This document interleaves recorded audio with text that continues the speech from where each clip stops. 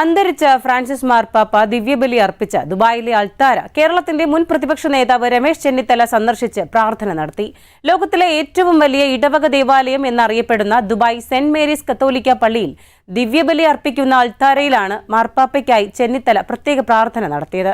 2019 ഫെബ്രുവരി മാസത്തിൽ ഫ്രാൻസിസ് മാർപ്പാപ്പയുടെ UAE സന്ദർശനത്തിൽ മാർപ്പാപ്പയ്ക്ക് ദിവ്യബലി അർപ്പിക്കാൻ നിർമ്മിച്ച അൾത്താരയാണിത്. അബുദാബി സൈദ് സ്പോർട്സ് സിറ്റിയിലാണ് അന്ന് ഈ അൾത്താര സ്ഥാപിച്ചത്. പള്ളി കമ്മിറ്റി ഭാരവാഹികൾ ചേർന്ന് രമേശ് ചെന്നിത്തലയെ സ്വീകരിച്ചു.